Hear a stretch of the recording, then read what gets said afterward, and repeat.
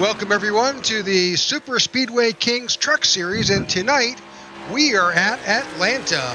I'm Rick Souza, joined here in the booth by my co-host Jeff Nini, and welcome to the IWM broadcast of the Super Speedway Kings. Rick, it's going to be a great race tonight. We see Cody Nagels out there from Rolla, Missouri, right up the road on the out on his qualifying lap. Single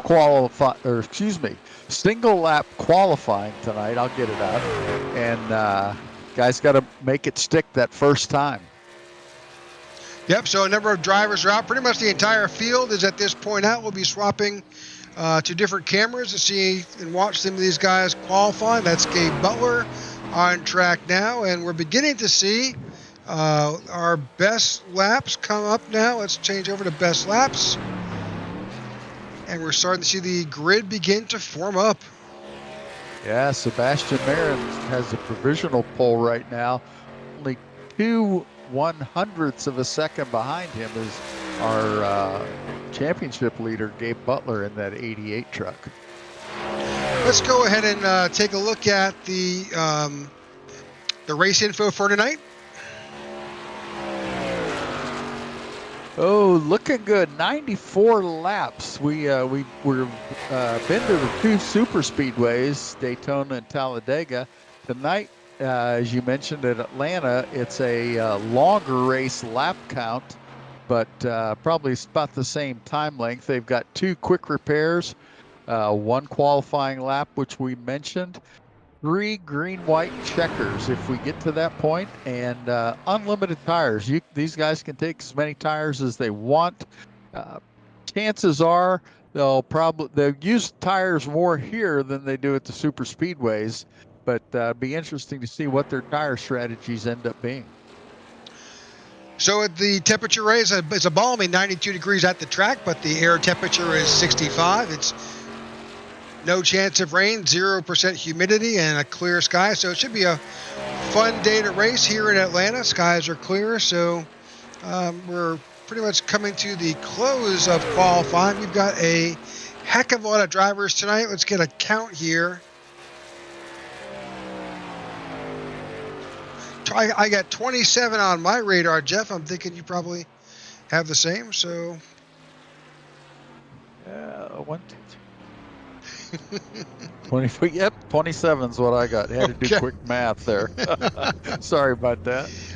No worries. All right, so I think we've got a few new names for us out there. This is Taylor Butcher Benjamin. That's a new one on me. Yeah, I have not seen him. Must be his first race, at least in recent history. Well, Taylor's got a pretty hefty I rating with a 45.21, so he is no stranger to here on iRacing, just new to us in the league, and we're looking forward to seeing him out there tonight. Yeah, it's so interesting to see these speeds. I mean, you've got 1/10 of a second separating the top 10. That's just that shows you how evenly matched these guys are. Spreads out a little bit more when you get up into the top 20, but really not that much. Once you get up to about P19, then you hit the 32 mark, but that's very, very consistent the way these guys are running during qualifying. Got one of the Groover brothers here tonight as well, so looking forward to getting this race underway. Qualifying is there it is. Qualifying is wrapped up, and we will be bringing you the grid momentarily. Looked like Sebastian Marin ended up with the pole there. If I saw, yep. He's on the pole. Kevin Freese in second. Gabe Butler in third. And those guys are all doing well in the point standing as well. Gabe Butler, Zachary Lima are tied, 92 points each, tied for first place. They are each winners in this series. We've only completed 2 races, and they have split those. And then Sebastian Marin's coming in behind that 87 points, and then trickles down from there. But good championship run shaping up already. Well, the grid is up, and we've got, as you stated, Sebastian Marin in that 23 is on the pole on the outside. Kevin Freese in the 25 behind Sebastian.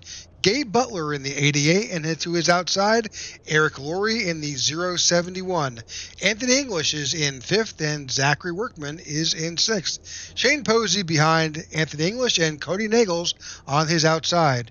Richard Sanchez is in 9th, and Taylor Butcher Benjamin is in 10th. 11th, we have Tom Dixon from Florida, and 12th, Jimmy Crawford in that 71 truck. 13th, we've got Everett Lane. Alongside him, George Rincon. 15th is James Mohan. 16th, Rob Connors. 17, Dean Wilkinson. Michael Malox is in 18. Next row is Noel Coors in 19. And Joe Delvecchia from New York in 20th. In 21st, Les Levy. In 22nd, Seth Groover. Robert Rock goes off in 23rd, and Eric Fielder in 24th. In 25th, Todd Siebels. 26th, Brad Allison. And at the tail end of the field, Brian Kimbler in the 22 in 27th. Rolling off the grid now. These guys are getting ready. They're tightening their virtual seat belts, getting set for the green flag here at Atlanta.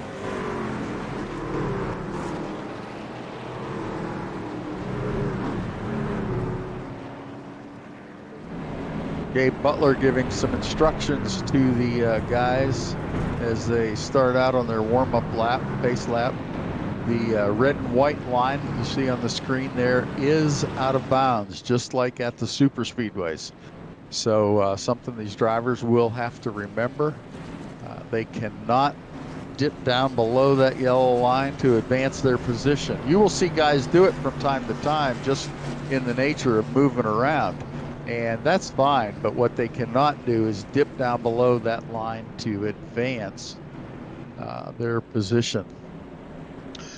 Well, if you've watched, if you're unfamiliar with the with Atlanta Motor Speedway, it underwent a renovation and a repave project, which changed the banking and really turned it into a mini super speedway, which plays well into the hands of these drivers. And we are about to go back to green flag racing. There it is, green flag call, and Sebastian Marin takes him down into turn 1 across the start-finish line there. Got a good start in that outside row. They're organized up, but Sebastian Marin was able to pull away and pick up that first slot. You saw that 25 truck of Kevin Freese drop down in behind him to give him a push. You'll probably see those guys working together here at the beginning of this race, giving each other a push as that outside line tries to form up. The 071 is right there on the outside. That's Eric Laurie. Behind Eric is the 19 truck. That 19 is Zachary Workman. And behind him is moving up is the 53 of Taylor Butcher Benjamin. Got a big gap in that outside line from those first 3 trucks to that next group. Saw a little bit of potential contact with that 44 of Anthony English and the 19. Yeah, when I was watching practice right before these guys got started, there was a lot of movement going on. And I don't know if it was guys just pushing it to see how far they could go, but they were running 3 wide, which on this track is a challenge. Well, but they were doing it. Well, and this is an open setup league, so these guys come in here with their own configurations, they're setting up their trucks the way they work best for them, and on a mile and a half, it's tricky. It really is. These guys at that inside line, you can see, is formed up fairly well. You got 4 trucks out in front, a little bit of a gap back to the next group, but get through about the first 2/3 of the field, it's pretty well organized, and then the back portion it's a little disorganized. Guys trying to find their spot, figure out where they can run. You can see they're making it across the start-finish line. The track widens a little bit, but it narrows back, and at the entry to 1. Banking is progressive at this stage and allows you to build up some pretty good speed that back stretch, and then again as you come in with a full head of speed into that turn 3, it's narrow. So it really is. You saw that 25 truck of Kevin Freese move back up to the outside lane, giving Sebastian Marin a good run here.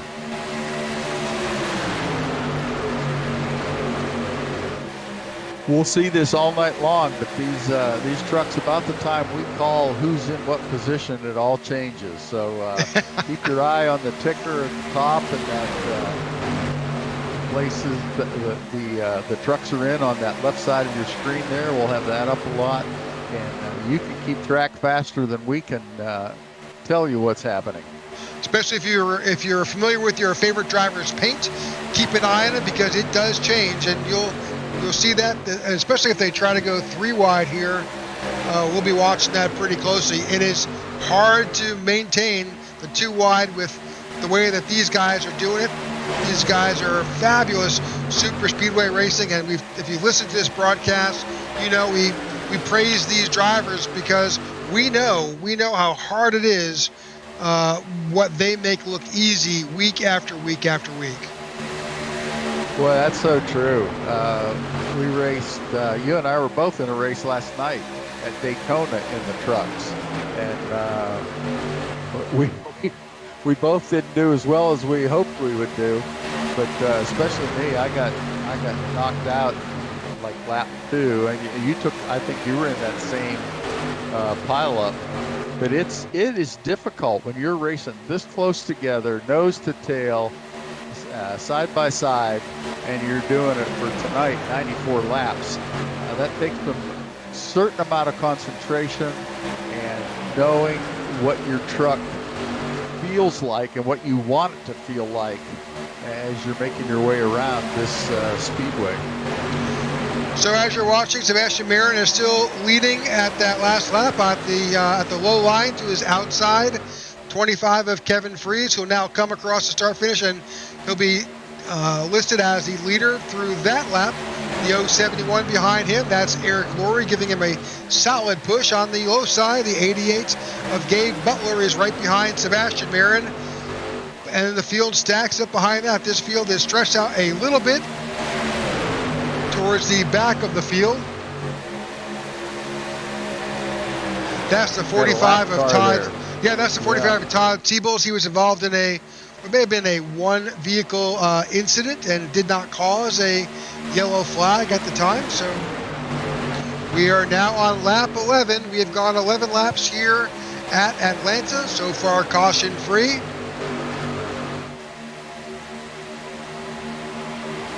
Let's bring up the track map a bit. We can kind of get a feel for how this field is bunched up. Pretty much one corner of the track from start to finish holds all 27 of these drivers here in this field. Lap 11 just turned lap 12. We're looking at probably somewhere in the neighborhood of 29, maybe 30 laps on a full fuel run. So if we stay green, you can start expecting... contact! 071!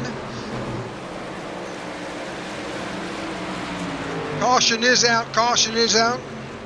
Somebody there got up into the 23 of Sebastian Marin. He was able to save it, but some guys behind him were not quite so lucky. Yeah, I think we'll go back, and I believe the 071 was involved. Yeah, that's Eric Laurie. Of Eric Laurie. He just came on the radio and took the blame for that one. Yep, you can see the left side damage on his vehicle. And we'll take this opportunity to go back and take a look at what caused that yellow flag.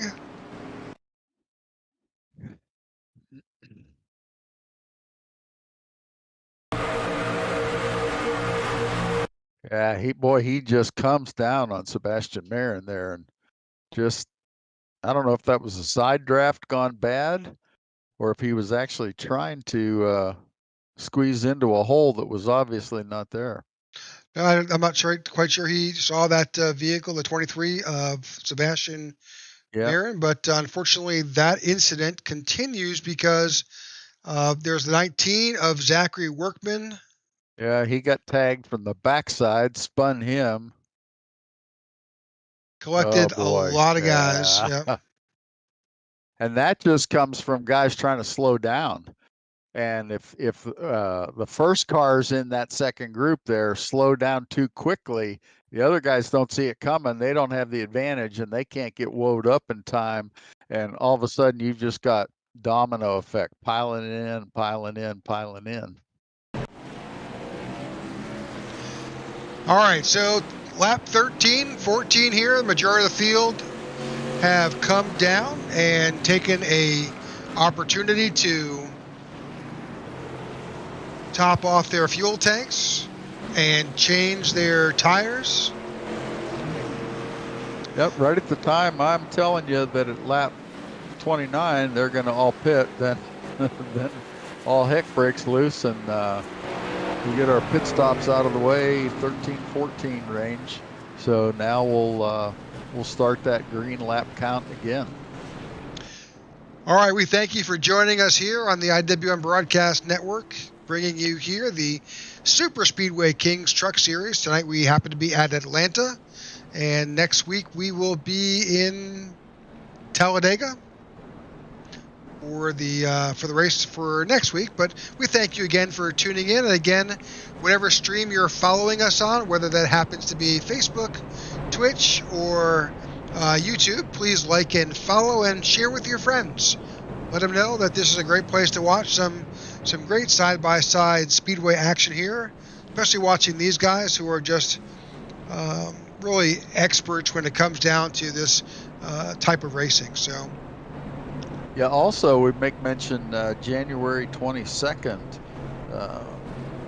That's got this the Sunday. Jimmy Crow Senior. Yeah, that's right. This Sunday, the Jimmy Crow Senior Daytona 500 500-mile race that will be broadcast here on the IWM Broadcast Network.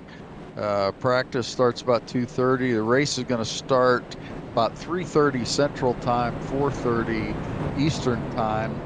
And a lot of these drivers, plus several more, I think they have a full field for that race. And that one's going to be exciting. There's a lot that goes in. Just to verify, so practice starts at 2:30, qualifying is at 3:30 Eastern. The race is at 3:35 Eastern time. So. Oh, that's Eastern time. Oh, my bad. Okay. Yep, that's Eastern time. Thank you. So, yep. That's the issue when one of us is on Eastern, one of us is on Central. All right, we're back to green. Taylor Butcher Benjamin was our control car.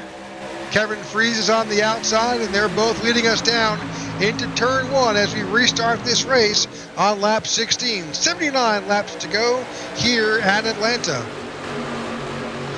It's like Taylor Butcher Benjamin, I was going to say, first time he's raced with us, but you were noticing that he's got a very, very strong iRacing rating. So no stranger to these trucks or racing and iRacing, and he's showing his skill tonight. Looks like he's also hanging on to that holiday-themed paint tonight, so...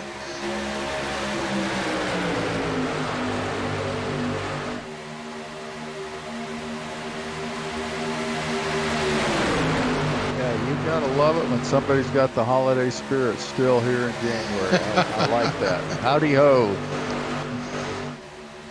All right, Taylor Benjamin got a good push from Gabe. He does. Gabe, that Sebastian behind him. Sebastian is hanging on to his repairs. He still shows some battle wounds on the right side of that truck left over for that contact from the previous caution we had with the 071. Yeah, with this drafting, you can get by with a little bit of side damage, and it doesn't hurt you too badly. But You and I both found out last night if you get front end damage, boy, that can just kill your truck. Yep, that's the kiss of death with these trucks. Again, first group there, about the first 10 trucks or so, very well organized. Then it starts breaking up a little bit. But boy, look at that outside line. They got a long outside line. Those guys hanging in there. Oh, that's Everett Lane on the outside. He's got a good push behind him with Anthony English in that 44. Oh, a little bit of contact there. Got that 052 of Joe Del Vecchia who's up there. The 02 of Seth Groover. They've had a little bit of contact when they're jockeying for position there. It's tight. It really is. You don't notice it unless you're contact. Oh, there we go. Contact again. Everybody, nope. There we go. Oh, still wrecking here. Oh man. A lot of carnage. I think Robert Rock was involved. Eric Laurie again had some contact. Les Levy, Cody Nagel, Seth Groover, Tom Dixon, Zachary Workman again. So there's a good angle for it. Yep. So it looks like there was definitely some contact up there with the 44 and the 53. It seemed to be relatively well, it was definitely there. Yeah. 44 came. He just comes down. It looks like it may have over-rotated as the truck came out of the apex, the first and the second turn, and then he's in the wall. The 052 drifts up. Yeah, that's unusual. You would think with somebody in the wall and he can clearly see him, for him to drift up right then, that's unusual. But that makes a mess for the 02 coming in there. Seth Grover gets caught up in it, and then the 211's in it, and then they just start piling on. Yeah, the 19 of Workman, the 92 is involved. That's George Rincon. 411. 411 is not getting the information, and all of a sudden he's, he doesn't get the 411 on that information. That's Todd Dixon. And other drivers just kind of working their way around. Unfortunately, the 071 catches the 211. That's Michael Merlot. So, yeah. Boy, yeah, that's one of the differences in real life NASCAR racing and iRacing is the spotter. Most of these guys are using the spotter provided by iRacing, which does a pretty good job, but it doesn't do everything. It will not tell you about crashes in front of you. And so you don't have that advanced warning. You have to be able to see it, and you've got to make decisions on your own. Where's the safe route? High, low? If you slam on your brakes, you're going to get run over from behind. So there's just a lot going on, a lot of things a driver has to consider in making a decision when we get a caution like that. Well, 23 laps in the book. This is our second caution of the night. Sure, some of this is, we've got some new faces and some new drivers here. We got 27 vehicles here tonight, so they're getting used to running this mile and a half. They turned the lights back on the pace car, so now we're going to have to do at least one more lap. And sometimes that happens if the field has not formed back up, and you want to, as the admin, give an extra pace lap to get everybody in the right spot.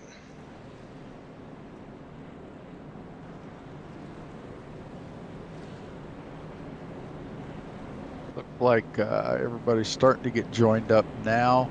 The back of the field's starting to tighten up.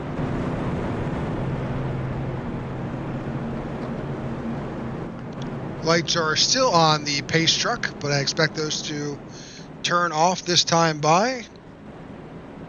Cody Nagel's in that 6 truck is our control vehicle for the start. got Gabe Butler on the outside. Kevin Fries is behind Cody, and Sebastian Marin on the outside of the 25 of Kevin Fries. All guys that have been racing in this league for a while now, several years, and always seem to be there in consideration in that points battle. So the lights are off on the pace truck. That means this time around, we'll be back to green flag racing. It's funny because when they're running around there at 170 miles an hour, you get used to that speed, and now it seems like they're just crawling along at 55. It's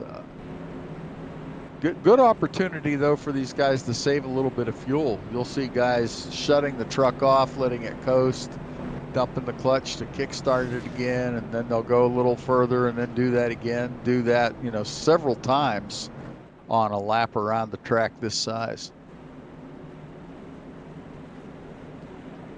Well, the field is forming back up. We're about to go back to green as the field enters turn number 3 here in Atlanta.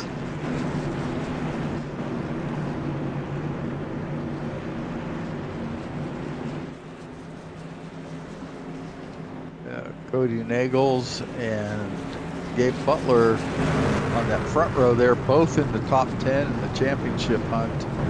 Gabe Butler actually tied for first, we mentioned earlier. Here we go. The pace truck has dropped off, and we are back to green flag racing. We are back underway here in Atlanta at lap 25. Where you see Sebastian Marin and Gabe Butler just locked together from the beginning there. So for your info, Jeff, Cody Nagels, who is currently out there in front, he last pitted on lap 13. The rest of the field is on lap 21. So he may not. That's how he made his way up there. That is correct. Yep. So lap 42, if we stay green, we're going to see Cody coming in. He should be due. Let's see. Now, of course, he's got a few laps 50. There. Yeah, a few laps under caution. We'll add a couple laps to that, but say lap 45, 46, and then probably 52, somewhere around there for the rest of the field.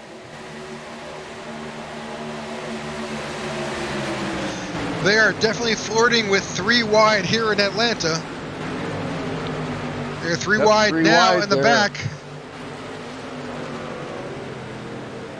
That's the 55, the 53, and the 02, 3 wide here. The Seth Groover's on the outside.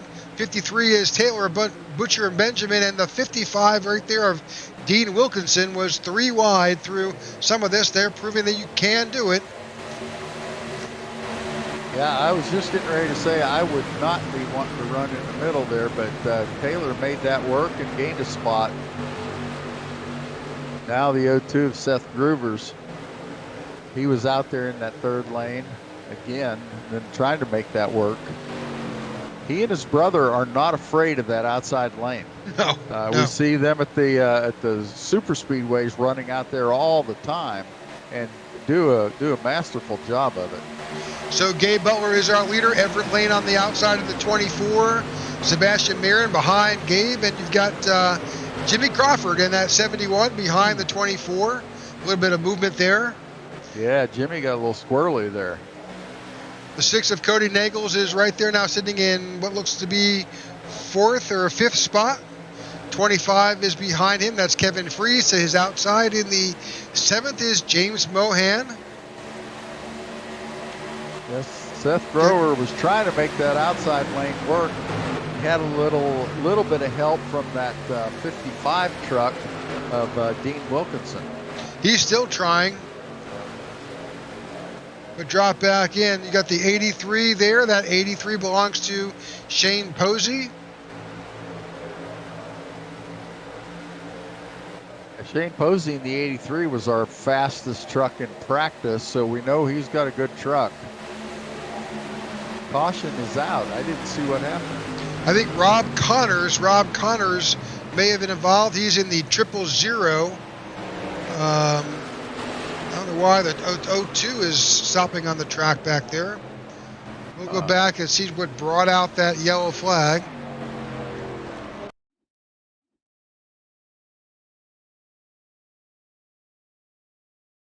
Oh, there it is. Let's back that up. Yeah, single car incident. Looks, oh, no, may have had a little help.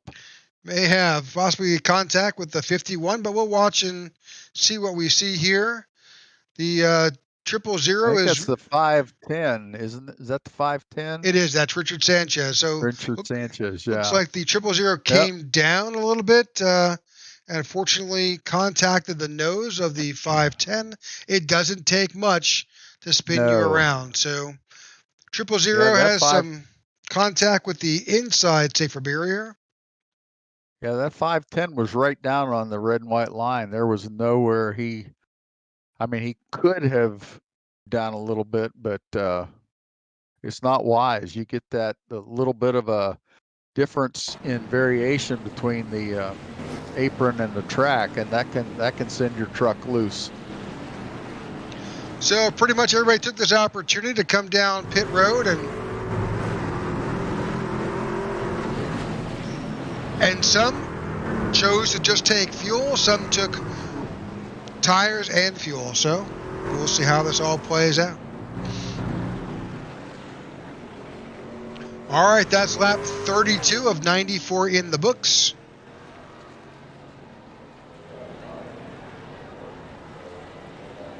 Right now, the scoring pylon is showing Taylor Butcher Benjamin as our lead car, TBB. Yeah, we may have to call him TBB from now on. That's his full name is a bit of a mouthful. He's showing us he belongs here, though. He's this is the second time that come through a yellow flag period, and he has been the leader. So he's worked his way to the front and knows how to stay there. All right, we're on our third caution of the night. 33, 1/3 of this race is nearly in the books.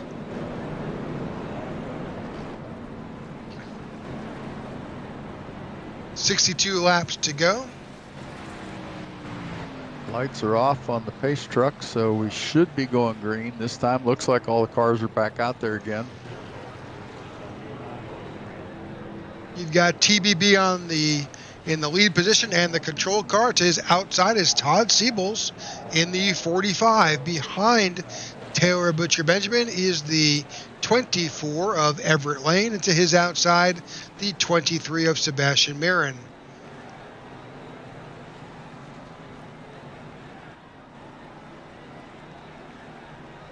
These guys will tighten up as they get closer to that turn 3-4 area, and then hopefully when the pace truck comes off, they're all pretty tight on one another,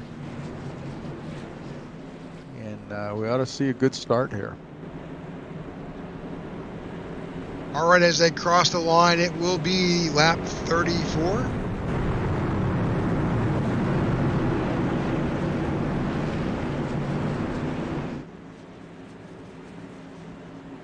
Pace truck off. They're all the front group, about front 12, 10 cars are all tightened up there. There we go. Back to green flag here in Atlanta. What a jump by that 53 truck. That inside lane all got a big jump. We'll see what happens with the outside. The 052 of Joe Del Vecchia moved up to the outside line. 24 of Everett Lane jumps out, and so he's now leading that outside line. As we mentioned earlier, we can barely keep up with these guys. They swap lanes, all looking for an in. Boy, good run on the outside there, coming through the tri-oval. And looked like that 24 drops down. Yeah, looked like that 71 thought he saw an opening in that outside line, but at the last second he turned it back in to avoid getting or having some contact. That's the 71 of Jimmy Crawford. And that goes back to what you had said earlier, Jeff. There is just, fractions of an inch, relatively speaking, that separate these trucks, and the margin of error is so slim. And you've got to call it for yourself. You don't have an eye in the sky. Some guys do, but most people don't. Yeah, the other thing that sometimes I think we forget when we're watching this is it looks a lot easier than it is. And these guys, some of your senses are taken away. Like when you're driving your normal car or a race car in real life, you feel that car move with the seat of your pants. You hear a lot of guys talk about driving by the seat of their pants. They drive with that feel. Well, you don't get that in iRacing in most cases. You've got feel in your steering wheel and in your pedals, and you can hear by your tire squeal if your car's starting to spin or starting to get loose or getting closer to that edge. But without that physical feeling in the seat of your pants, I think these are more difficult to drive in some ways than a regular race car. So if you're watching and keeping up, you are seeing that Sebastian Marin, Kevin Freese, Gabe Butler, those guys have kind of worked where they were running up at the front, have kind of worked their way back a bit and are kind to right now sitting around 10th or so. That's a strategy that I'm going to kind of assume that they're using at this point. There's a lot of slicing and dicing up at the front, and it's sometimes maybe better to sit back. It's a long race. Yeah, sometimes that strategy works and sometimes it doesn't. It's all the luck of the draw. Who makes contact in front of you? Who gets loose in front of you? Things like that. Does it happen at the front of the field? You have time to slow down, or does it happen right smack in front of you and then all of a sudden you're in it? Well, you saw some earlier contact just a few moments ago with the 24. Oh, something just happened with the 53. Yeah, he just went down. Looks like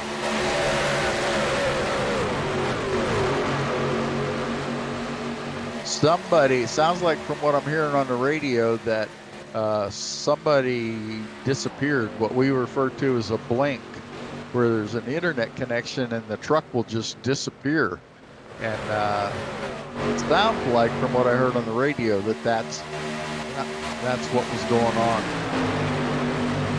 That would make sense for what we saw from the broadcast booth. We were following the 53 of Taylor Butcher Benjamin, and all of a sudden we weren't. So yeah.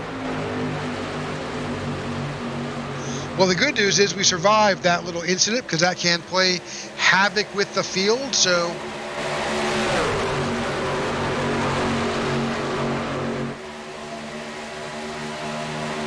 and frankly, for him to be able to get off the racing surface, get out of the way of the others, that's a testament to the sportsmanship that we see at this league. Yes, absolutely.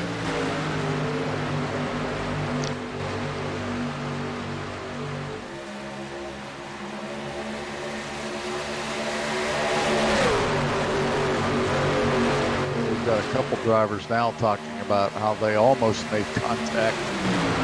James Mohan, somebody that he is running with there. I didn't catch the name of who it was, but they talk among themselves on the iRacing communication channel. But then they also, in another program, for those of you that aren't familiar with it, Discord, allows teams to talk to each other in groups.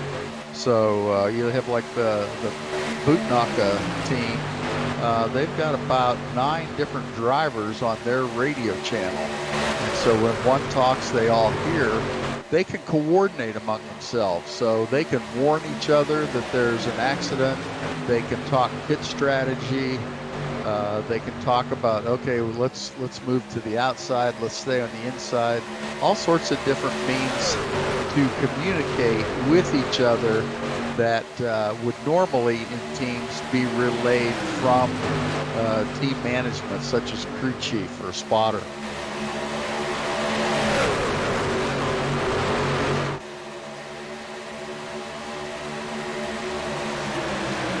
Still seeing that 052 Joe Delvecchia in the lead. He continues to show the way, and he's doing that from the high line. Oh boy, people want that high line. That what truck is it? Well, that's Cody Nagels dropping 71. down. Yeah, the 71 just made a bold move up to that outside line. That's yep. So the truck of 71, that happens to be Jimmy Crawford. Shane Posey is all up there too in that bright green 83.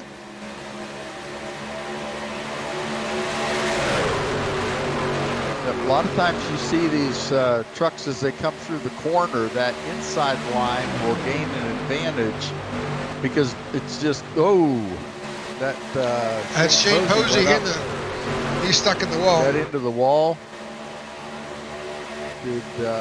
Has not brought out a caution.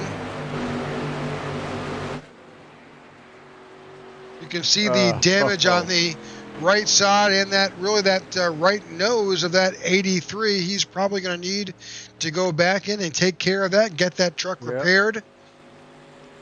Shane just came on the radio, apologized to the guys, and said he was so sorry, but his screen went black just as he entered turn 3.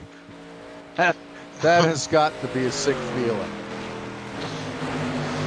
Well, that's the part of this, the fact that this is a simulation, and you know, a couple of things that we've seen tonight. That incident there, which was a technical issue with his screen, and also we saw the earlier incident with Taylor Butcher Benjamin.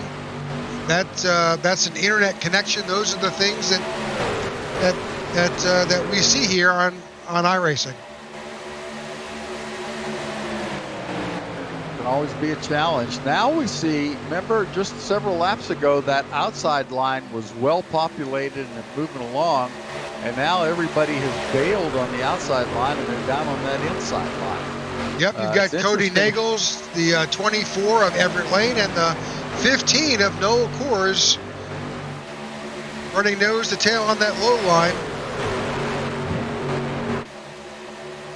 Got two guys up there trying to make it work. The 111, I couldn't see that second truck.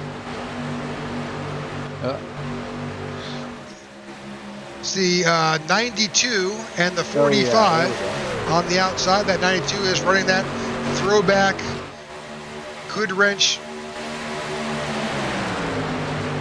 Yeah, that 92 is George Rincon, and 45 is Todd Siebels. Trying to make the outside line work.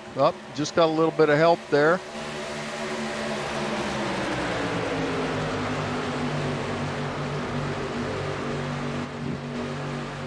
That 052, the Nesquik truck of Joe Delvecchia, made his way up there, and then one of them bailed out. Looked like Todd Siebels bailed out. Todd did. Yeah. That 510 has moved up there. That 510 is Richard Sanchez, who's made his way back up to the front. He's currently sitting in 7th.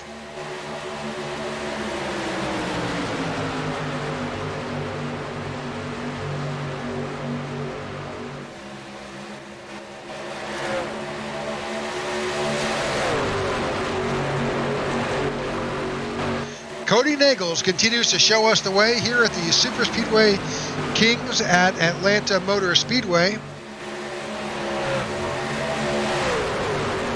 We're currently at lap. A lot more movement. Yeah, coming up on a lap car. We've seen a lot of movement in these trucks.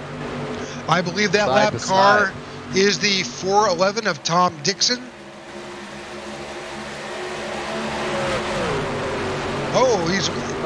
Dragging the wall, trying to stay out of everybody's way. Yep, but unfortunately he's got a little bit of damage. Now, contacting that safer barrier, it's kind of like glue. You rub that truck on that outside, it's going to suck you back and pull you in. Yeah, it's almost like a vacuum. You know, when you see these, how they lift pieces of glass with these suction cups. I think the air has something to do with that, where it's just that you get a vacuum in there and it sucks the truck and the safer barrier together, and it makes it very difficult to get off of there.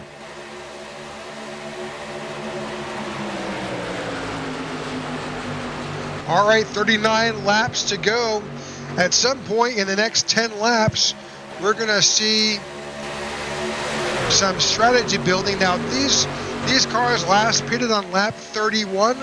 That was 25 laps ago. That means we should be seeing green flag pit stops any moment. Yeah, I'd say next 3 to 4 laps. So the question is, you've got 38 laps to go. You know you're going to be pitting soon. You can't make it 38 laps. My math says that we've got 2 more stops, but that means, I think it means you're going to see some guys short pit this stop. And by short pitting, what we mean is that instead of running that tank to empty, which may take you to the last 10 laps of the race, you'll see them come in early when there's just enough space in their fuel tank to give them enough fuel to get through to the end, and maybe one green-white checker, which may come at the end of the event.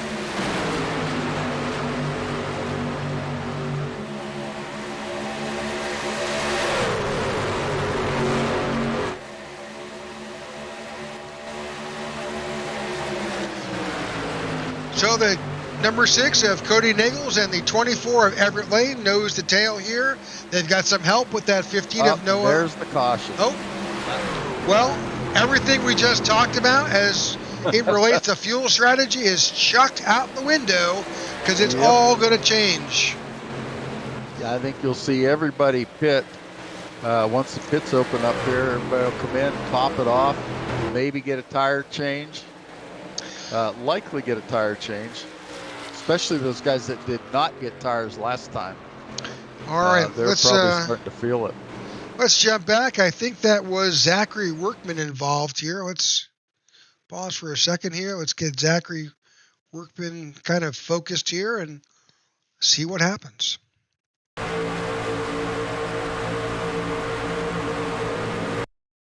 So Zachary Workman is in that 19 truck right there in the middle, that white 19 truck. I think that's the Instacart truck.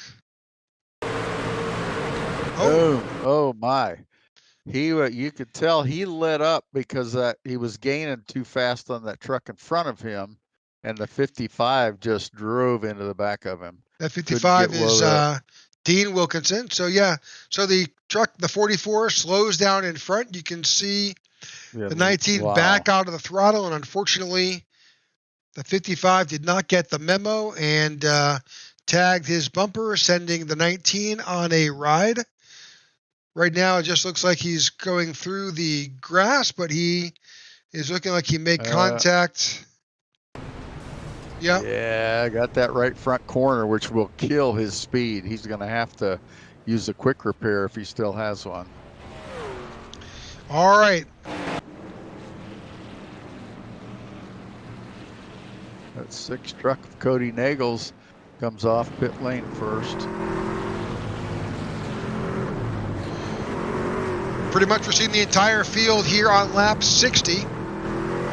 But that does not mean they can go the distance. This is lap 60, which kind of forces everybody's hand. There will be one more stop before the end of this race. I show Tom Dixon as, yep, there Tom just got back onto the lead lap. He would have been the lucky dog candidate. and that puts Todd Siebels in the 45 truck 1 lap down, and the only truck 1 lap down. So he will likely be the next Lucky Dog candidate. Yeah, I don't. We'll have to double check that because I am showing Todd Siebels is going to make it. Well, let's see how it all plays out. He's coming out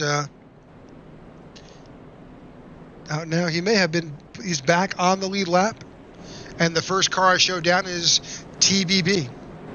Okay, that's the iRacing leaderboard only updates at the start-finish line, and that's the one I'm working off of. So it's I could be behind, and in that case I was. Well, we've got a different set of race control has got it with Todd Siebels making it back onto the lead lap. Yep, Which it just updated and puts you got it. Taylor Butcher Benjamin 1 lap down. Eric Laurie, Michael Mallow, and Shane Posey all 2 laps down. Yeah, I think Michael Mallow may be out at this point. He's got a lot of repairs going on. I'm not sure he'll be back out, but we'll see. But that Seth being said, Groover looks like he's out. He's shows 30 laps down in 25th place, and the last 2 trucks, 26th and 27th, I'm not sure that they even started. Yeah, they may don't show anything. Yeah, they may have not been able to start. So, but here we are. This is now lap 62, leaving us 33 laps to go. I don't know what kind of fuel economy you can get, whether you can save enough, but we are about to go back to green flag racing. Yeah, some of these guys that are back in the pack may be able, if they can, kind of stay up on somebody's bumper and not have to in and out of the gas all the time. They may be able to do it.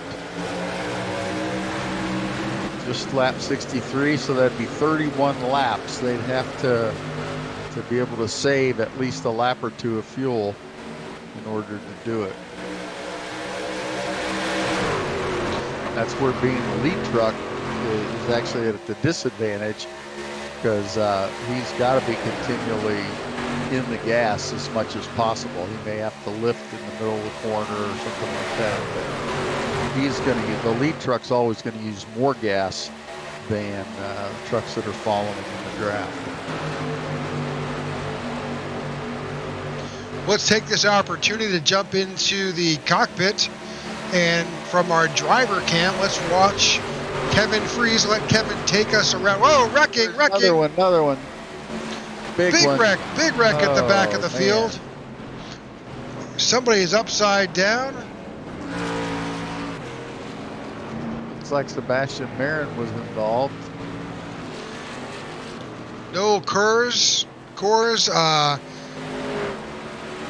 Joe Del Vecchia, Tom Dixon, Robert Rock.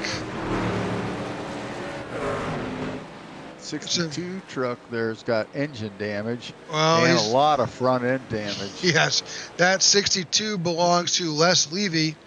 He was certainly involved in that incident. Let's go back, see what we can see here. Let's try to focus on Noel Coors. See if we can spotlight Noel. See if this incident was around here. Yep. Yeah. Is that just I'm not sure what happened there. Yeah, I think I heard on the radio that he just got loose. So he's got a big push. I think that's the 15 behind him.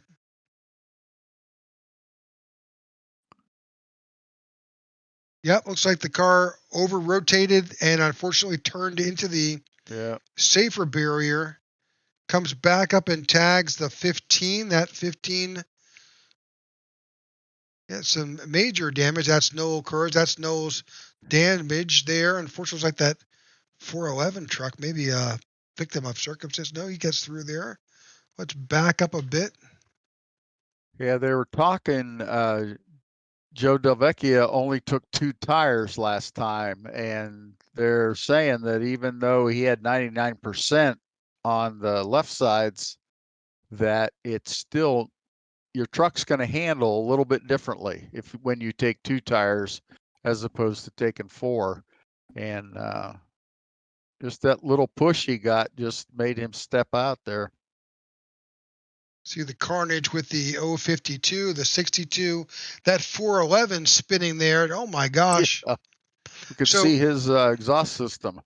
So unfortunately for Tom Dixon, he was this talk about a victim of circumstance. Let's see if we can ride along with the 411 of Tom Dixon here, because he's just coming off the pits. Yeah.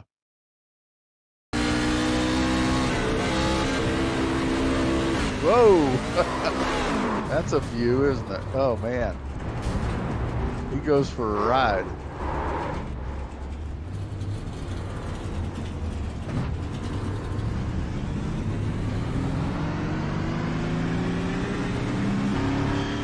Yep. And Noel Coors in the 15 truck just bowed out. He's out of quick repairs, and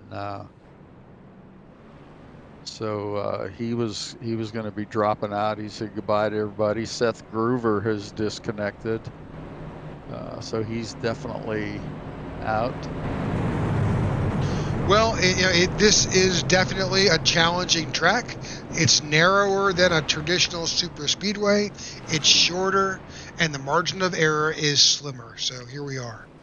Absolutely. And they seem to, I don't know if it's an aero situation, but these trucks seem to have a lot more movement here than they do even at Daytona. Daytona, they get a lot of movement, but it looks to me as an observer that under green flag conditions, there's a lot of movement going on. You see a lot of side to side motion in these trucks. A couple of things come into play. These corners themselves are shorter. They're carrying a lot of speed in there, so there's definitely a lot of inertia and side velocity happening with these trucks. So we are about to go back to green flag racing. The 6 of Cody Nagels leads us off. All these guys pitted last on lap 60. A few guys came down on lap 65 and topped off for fuel. We'll see how that plays into the last 27 laps. Baylor Butcher Benjamin and Sebastian Marin both have been able to stay on the lead lap in spite of being involved in incidents. Well, they're running back 13th and 14th now. Yep, TBB was able to get his last lap back, so he is back on the lead lap. He was hoping for a caution. Richard Sanchez in that 510 truck is now out in front.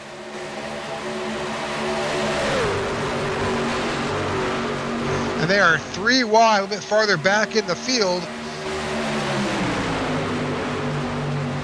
Or were there for a second. Oh, there was definite contact.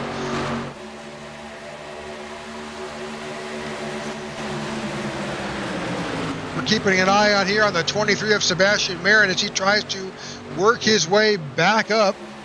He had a great run there for being all by himself, not having anybody pushing him. Sebastian's currently sitting in the 12th spot, 11th spot. Going to work his way back up. He's got some traffic. He's got TBB right there with him.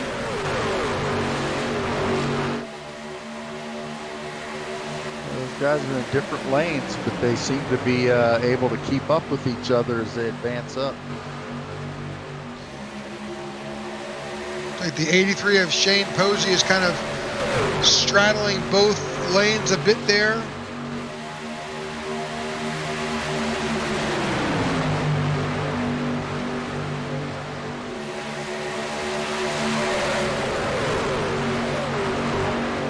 The inside line advances as they go through the tri-oval there, coming across the start-finish line. Outside lane had a good run going there, but it stalls out just a bit as they get into the corner. 510 of Richard Sanchez continues to show us the way, but you got the 24 of Everett Lane on the outside. He's got wrecking behind. Yep. We're watching it. We're watching it. it. Caution did not come out. No, he was able to save that truck.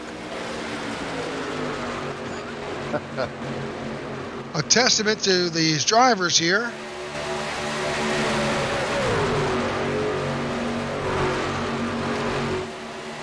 That allowed that front pack the opportunity to break away a little bit. Yep, a 25 of Kevin Fries leads that second pack. Got the 92 with him. The 92 is George Rincon, and the 83 rather of Shane Posey. Shane is the first car down on the well, it's one lap down, sorry.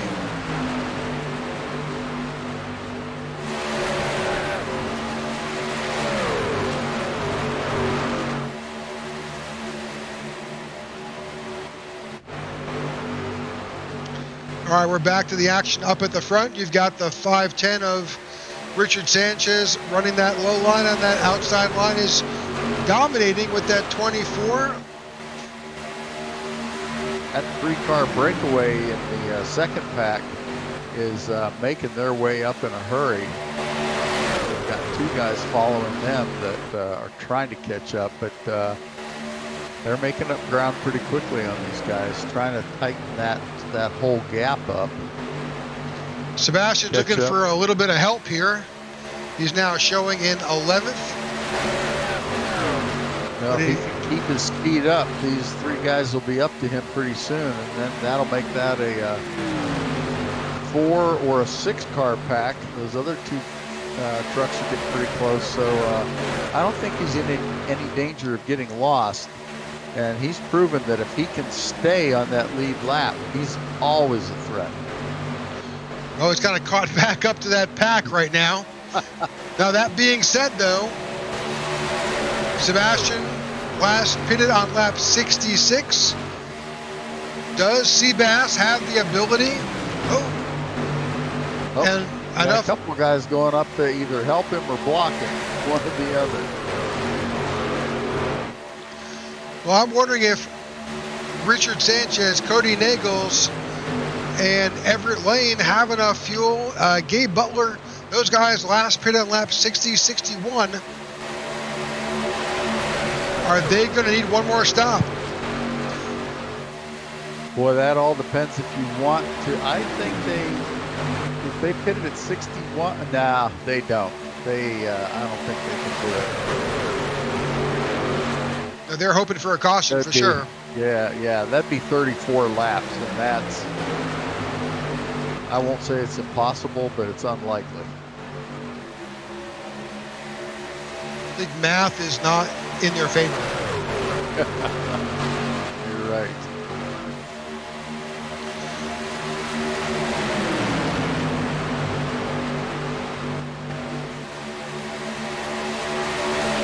This is just fascinating to watch. I hope you folks that are watching at home are enjoying this half as much as I am. To see the skill level of these guys and to see the way they handle driving in a crowd for so long, 94 laps. It's quite a challenge, and these guys have proven week in and week out they're up to that challenge. 15 laps to go here at Atlanta with the Super Speedway Kings Tuesday Night Truck Series. We thank you for tuning in, and please like and follow along with whether you're watching this live or you happen to tune in at a later time. Please like and follow, and we'll keep you up to date. As we had earlier mentioned, on Sunday, if you're not interested in watching a little football or you got a break in between games, tune in. We've got a 500-mile event. We're broadcasting the Jimmy Crowe Sr. Daytona 500. That race will kick off with qualifying around 3:30 Eastern Time. That race will start around 3:35 Eastern Time, and we'll carry it here on the IWM Broadcast Network. We're we're down to less than 10 laps until we need to make some green flag pit stops. I may have to eat my words. These guys have proven me wrong in the past on fuel mileage. But, I just don't think that that's possible. I don't either. So if you last pitted on 60, that says 85. That means you're looking to come in sometime in the next 2 or 3 laps. Yeah, I think they can go if they want to really stretch it. I think they can get to 5 to go or 4 to go. But man, that's pushing it. I think though that nobody wants to short pit right now. They want to stretch it. If you short pit, you run the risk of short pitting, then a caution comes out, and then you're burned, and you have no time left to be able to gain those spots back. A lot of strategy going on in the minds of these drivers right now, trying to plan their fuel strategy, trying to plan their get to the front strategy, doing all that at the same time they're trying to drive these trucks. They've got their hands full right now. 10 to go. 10 laps here to go.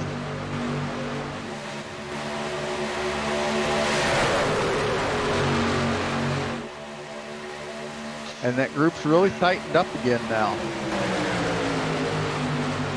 Well, the 4 cars up front, Everett Lane, Richard Sanchez, Gabe Butler, Cody Nagels, those are the 4 guys. The last pit on lap 60, 61. All the rest pit on lap 65.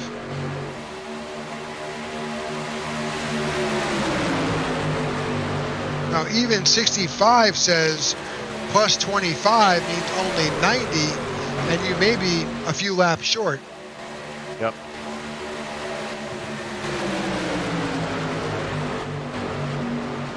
But we're watching just like y'all are, so we'll see what happens. That's the 211 truck of Michael Merlot. Michael Merlot dropped out. Yeah, Mike, he's about 8 laps down now, so that's very, very nice of him to be able to just get down there, get out of the way, don't be a factor.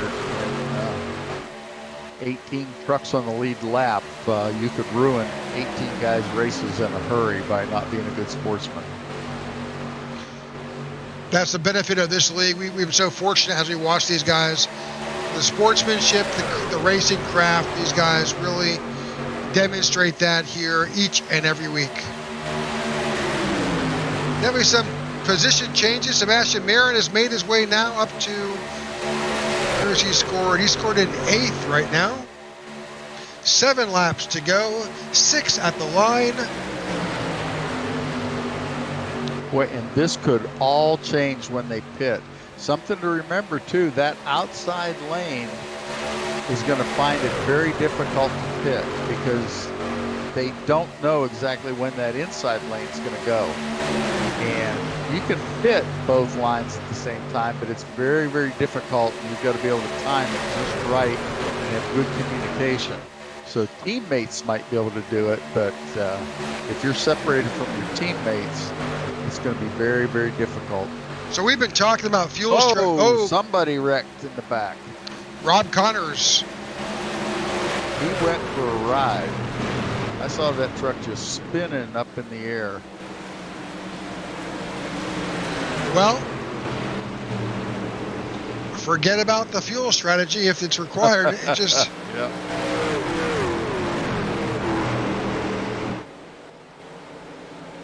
Yep. This means not one green flag pit stop tonight. You are correct. Well, there's the aftermath of Rob's adventure. Let's go take a look. Boy, engine damage, side damage, front end damage. He's got it all. Let's ride along here with Rob. Okay, safe for barrier contact. Again. Oh, Oh, there. That's what sent him. That's what I saw. He got punted Wow. by the, I think, I could be wrong. Was that? I don't know. Let's go back and look at that again. We'll ride along with.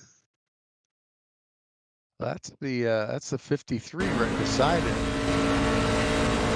He gets ahead of him there. I got dizzy watching that replay. Let's go back and look at it.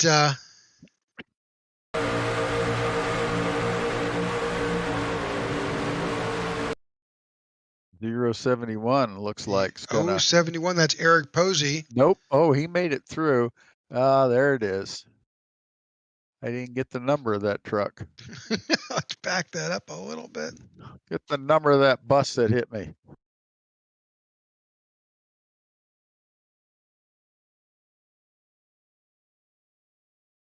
That's the 83 of Shane 83. Posey. Yep, poor Shane. Well, you Set won't see that typically on Sunday.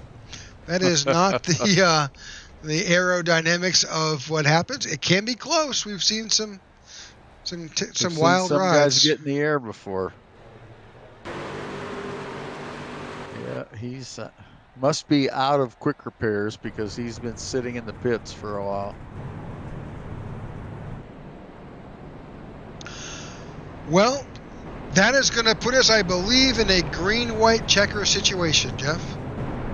I think you were right. We've got 3 to go, and they haven't even formed up yet. So, yep, this will be our first green-white checker. We have the option to use 3, and unfortunately, I think we've been explaining in the green-white checker almost every race lately. But green-white checker, the trucks, when they come around, the pace truck will dump off, and the green flag will wave. That's the green. If they make it the whole way around to the white flag waves, and the next flag ends the race. So interestingly enough, the first 8 cars did not come in. They pitted last on lap 65. So they must believe that they've got the fuel with this caution to make it. Yeah. The caution will get them an extra couple laps for sure. Boy, they're going to be tight. I don't know that they can make a second green-white checker.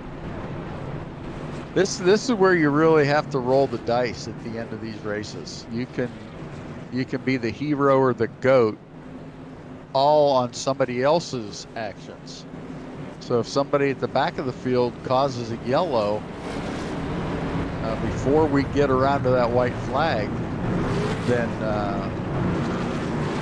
these guys go from being the hero to being the goat. We'll see what happens here. We're going to know in the next minute. Everett Lane is in charge, and we are back underway in our green-white checker situation. 2 laps to go. Get the 510 truck of Richard Sanchez on the outside. He's got a push by the 6 of Cody Nagels. This is all or nothing. They've got to get to that white flag. And a little incident.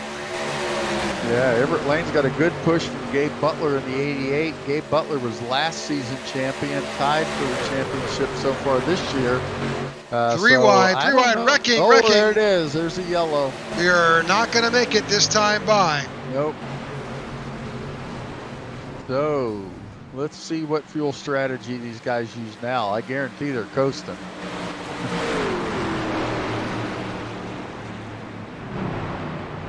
I'm sure those trucks are shut off at this point. Yep. With 3 laps to go now, and we'll have a few laps under caution. They may not have the fuel to make it around. We shall see. Those guys that topped off may be looking at some good strategy now. We'll see how this all plays out.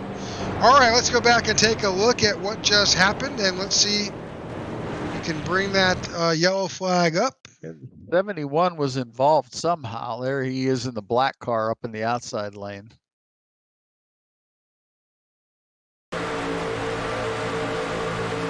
Yeah, he comes down. Was that net code or was that? I don't know. Let's go back to the 25 truck of Kevin Fries. Yeah, that'll give us a good view.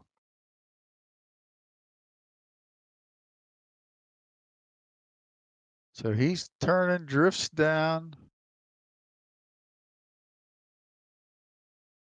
He goes high and then tries to come back down to that center groove. I don't think there's contact between him and the 25. May have just gotten a little loose Yep. from that air buffet off the 25's nose. There he comes down again. They may have made contact there. And then there's the contact. Did. Unfortunately, Zachary Workman, the 19, is also involved. The 92 tags the tail end of the 25. And there's Sebastian Marin and Taylor Butcher Benjamin make it through there.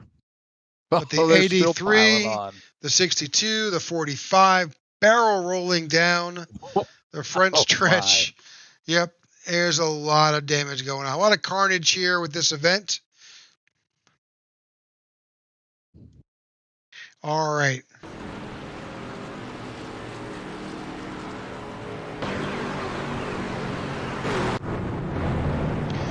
Okay, let's go back and figure out where we're at. We are now under our second green-white caution scenario. Those drivers who did not pit have now pitted. However, the 55 of Dean Wilkerson, James Mohan in the 7, and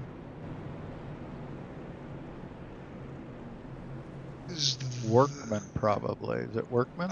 Taylor Butcher Benjamin. Those 3 drivers pitted last on lap 65. And that's got them all up at the front. Zachary Workman is up at the front. He was probably able. Well, let's see how this all shakes out. Who were the first couple trucks that did pit, take fuel? That's going to be Zachary Workman, Sebastian Marin, Todd Siebels, Les Levy. Those guys all pitted on lap 91. Lap 95 saw Richard Sanchez, Kevin Fries, Everett Lane, Gabe Butler, Jimmy Crawford, Cody Nagels, Edward Fielder, George Rincone, Anthony English, and Eric Laurie all got fuel and tires on that last stop. So the lights are off on the pace car. I have no idea how this is going to play out. A number of these drivers last came down and they have got something under the hood to stretch that fuel out. So we shall see how this race plays out. Dean Wilkinson is in charge and he is off. That 55 Generac truck is in charge and he takes us out to restart this event. That's the 53 of Cody Nagels dropping to the inside. Sebastian Marin is up on the outside. There are 3 wide.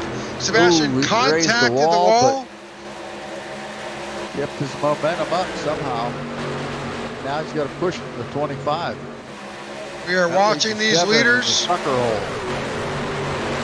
We're hoping to get across this start-finish line without a wreck. We do. That means this is the final lap of the event. Whoever survives will win this race. They are 3 wide. 7 truck is in the middle. That's James Mohan.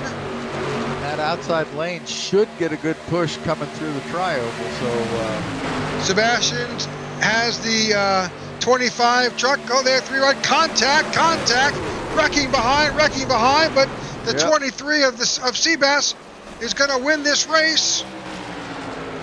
Followed by Taylor Butcher Benjamin. And Todd Siebels, that is your unofficial results. They survived the contact and the carnage behind them.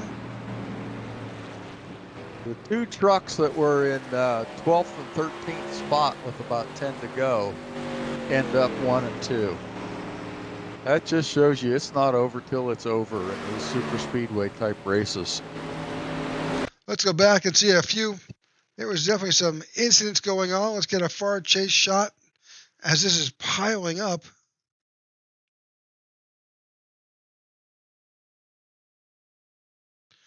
Try and find the 071. This is from Gabe Butler's.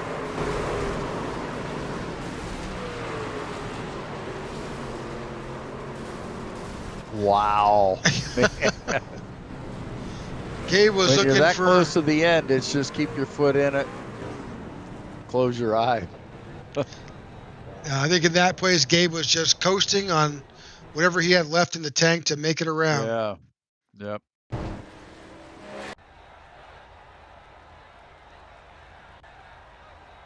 All right. So let's see what the let's get the official grid up here.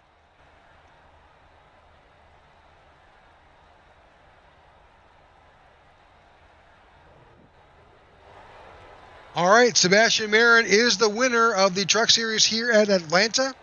Taylor Butcher Benjamin is in second. Todd Siebel's in third. Kevin Freese in fourth. Richard Sanchez finishes in fifth. Zachary Workman in sixth. Les Levy in seventh. Mr. Les Levy. And then in eighth, Edward Fielder. Cody Nagel's in ninth. Dean Wilkinson is in 10th. James Mohan comes home 11th, followed by Gabe Butler in 12th, Robert Rock in 13th, Everett Lane in 14th. We've got Eric Laurie in 15th, Anthony English in 16th, George Rincon in 17th, Jimmy Crawford in 18th. And then coming up in 19th spot, we've got Shane Posey, followed by Rob Connors in the 20th position. In 21st, Michael Merlot, Tom Dixon in 22nd, Noel Kors in 23rd, Joe Del Vecchia in 24th, Seth Groover finishes in 25th, and Brad Allison and Brian Kimber 26th and 27th. All right. That, as always, was a wild ride here with the Super Speedway Kings. These Atlanta races are always exciting. I found myself during that race just wanting to watch, not wanting to talk. I just wanted to see who was going to do what. I love this kind of super speedway racing. Love to watch these guys master their craft and just do an exceptional job and put on a great show for us fans to be able to watch, to be able to see what they do, and to be able to just be a part of this excitement that takes place in the Super Speedway Kings Truck Series. Well, hopefully we'll see some drivers joining us here in the broadcast booth. We're waiting for them to finish up. We should expect to bring you Todd Siebels, Taylor Butcher Benjamin, and Sebastian Marin. Right now we're, again, waiting for those drivers to make their way up to the broadcast booth. Yeah, but just like I said before, Jeff, every week it's just like this. Great racing. It really is. It really is. Had a lot of yellow flags tonight, 6 in total. Little more than we've had on the bigger tracks, but I think that's to be expected. This small, just barely over a mile and a half Atlanta Speedway, it's a tough track to run. It's not super bumpy because it's fairly new, but still that you've got a lot of air blowing around in all different directions that moves these trucks around. They're running so close together because the track is narrow. And then, as always in these super speedway type races, they're running nose to tail to nose to tail. Sometimes the entire field together, and it leads to an exciting race. Absolutely. All right, let's see if we can bring Mr. Todd Siebels into the broadcast booth. Let me try to track him down. Yeah, Todd, welcome to the broadcast booth. Congratulations on your P3 finish. Todd, got your ears on? Yep. He may not have known he was tasked to come up here. All right. Well, let's look around. I don't believe that Taylor Butcher Benjamin is currently in the channel. I don't see him. That's unfortunate. Yep. Hey, Hey, there's Todd. congratulations on your P3 finish. That was a wild ride. Yeah, and it's probably as much of a surprise. I think I'm very surprised, more than anybody. Yeah, that was that was not expected whatsoever. What do you think happened, or what's your secret sauce? What enabled you to get to the front at the end? I tried to stay on the outside lane as much as possible, to save on tires and just give me plenty of room not to run into anybody. But I really struggle at this track on the front stretch. I don't know. I hit the wall one time, put me 2 laps down. Unfortunately, nobody else was lap down. Got a couple lucky dogs, Right. and later scrubbed the wall again, and I got a lap down again, and fortunately got another lucky dog, or actually, just didn't pit one time and ran with some damage. I had a damaged car at the end here, so Well, it was just lucky. It does seem that with the engine package and the setup that's for this track, you've got a lot of power. You carry a lot of momentum into the corners, and sometimes getting out can over rotate, and you wind up with definitely trying to wrestle that truck back into a straight line. Oh, absolutely. This is a very difficult track for me. So anyway, I just feel very fortunate to be up here. Well, I know in practice, I saw a lot of the same thing that you were just describing, Todd. There were a lot of guys having difficulty getting through the tri-oval. They'd either get loose, or they'd slide up into the wall, or just had difficulty making it across the start-finish line, and that was one of the most difficult parts of the track for them in practice, and that seemed to be the same experience you described tonight. Yeah, I think I wouldn't be opposed to getting some lessons on. Somebody could share with me the marks they use to get through there. I'm serious. Well, save the replay. Go back and take a look. Yeah. Hey, if you could hang out, I'm going to try and bring. I don't see Taylor Butcher Benjamin in the channel, but that does leave Mr. Sebastian Marin, Mr. Seabass to bring in here. Let's see if we can bring him in. Sebastian, congratulations on your victory here. We saw you fighting your way back up. It was fun to watch. Yeah, it was definitely a fun race. A little sketchy there at the end. I was battling a very loose truck with just taking right side tires the whole race, so she was a little handful, but walked away with the victory. So. Yeah, I noticed on one of those last green-white checkers, even running by yourself, I noticed a couple times where it would get just a little bit squirrely on you, but fortunately you were able to save it every time, and happened to be at the right place at the right time. Everything broke apart, and you sailed right through. Yeah, we that last yellow really came in clutch because we knew the guys out front a few guys that were running with us. If there was a yellow, they weren't gonna make it on fuel. So whenever they started wrecking off a 4, I'm like, oh, if I don't get involved, this is my chance to get to the front. And the yellow came out, a few feet before they crossed the finish line. So it was definitely close. And they had to pit, and that gave me track position, and ended up getting together with my teammate there up top. And, unfortunately, a little bit of netcode robbed us from a good finish. But, oh, well, that's how things go sometimes. Yeah. Well, guys, any shout outs you'd like to make? And we appreciate you guys racing. We've enjoyed the show. You put on a great show here in Atlanta. But Todd, any shout outs? Well, I just want to, especially to my teammates, TW Motorsports. We had Robert Rock and Dean Wilkerson here tonight. And especially, Super Speedway Kings, always a pleasure to run with this group. and for you folks for broadcasting, doing an outstanding job. So thanks for everybody. Enjoyed it. We enjoyed it. Sebastian? Yeah, I'll give a shout out to Team Bootknocker, Jimmy Crow and Kevin Fries for running this league. And I'll give a shout out to you guys for putting on this broadcast. It was a fun race. I really enjoyed it. I hope people get more accustomed to New Atlanta because I think it's a great track. So I really like it. It certainly makes for some exciting broadcasting. I'll give you that. Yes. Yeah, it sure does. It sure does. All right, so next week we are at Talladega for the Super Speedway Kings next Tuesday night.